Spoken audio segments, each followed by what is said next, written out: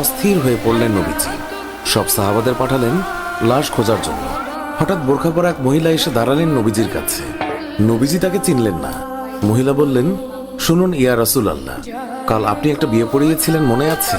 নবীজি বললেন, হ্যাঁ, আমি তো হানজালার বিয়ে পড়িয়েছি, যার বিয়ের খুশিতে আমি খুরমা খেজুর ছিটিয়েছিলাম। মহিলা বললেন, ইয়া রাসূল আল্লাহ, আমার হাতটা দেখেন, হাতের মেহেদি এখনো শুকায়নি। কাল বিকেলে বিয়ে হয়েছিল, আর রাতে উহুদের যুদ্ধের জন্য বের হয়ে যান হানজালা। ওনার ওপর গোসল ফরজ হয়েছিল, কিন্তু উনি গোসল করে বের হতে পারেননি। যাওয়ার আগে শুধু বলে গেছেন, যদি বেঁচে থাকি তাহলে দেখা হবে দুনিয়ায়, আর যদি শহীদ হয়ে যাই তাহলে দেখা হবে জান্নাতে। নবীজি কাঁদছেন।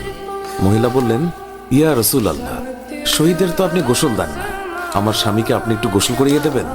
নবীজি সম্মতি প্রকাশ করার পর একজন সাহাবী দৌড়ে এসে বলল, ইয়া রাসূল আল্লাহ, হানজালাকে পাওয়া গেছে। সবাই গেলেন, গিয়ে দেখলেন সাদা কাফনের ভিতরে লাশের মাথায় পানি। নবীজি হানজালার মাথায় হাত দিলেন। জিবরাইল আলাইহিস সালাম আসলেন নবীর কাছে, এসে বললেন, ইয়া রাসূল আল্লাহ, হানজালার কোরবানিতে আল্লাহ পাক এতটাই খুশি হয়েছে যে আমার বাহিনীকে আদেশ করলেন তাকে নিয়ে আসতে। ইয়া রাসূল আল্লাহ, আমরা ফেরেশতারা তাকে তৃতীয় আসমানে নিয়ে জমজমের পানি দিয়ে গোসল করিয়েছি, এবং তার শরীর থেকে যে সুগন্ধ পাচ্ছেন এটা আল্লাহ পাকের বিশেষ খুশবু, মেশক আম্বর আতরের ঘ্রাণ। আমরাই ওনাকে কাফনের কাপড়ে আচ্ছাদিত করেছি। আল্লাহ তার প্রিয় মানুষকে কি পরিমাণ ভালোবাসেন, কি পরিমাণ সম্মানিত করেন, তা আমাদের পক্ষে কল্পনা করাও সম্ভব নয়।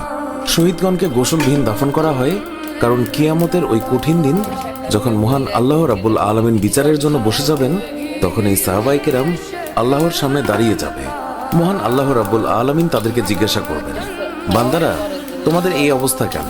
তারা তখন বলবে, রাব্বুল আলামিন, আপনি তো জানেন আমরা আপনার ওই সকল বান্দা যারা আপনার বিরুদ্ধে যে সকল কাফের মুশরিক কথা বলে তাদেরকে হত্যা করতে গিয়ে শহীদ হয়ে গিয়েছিলাম।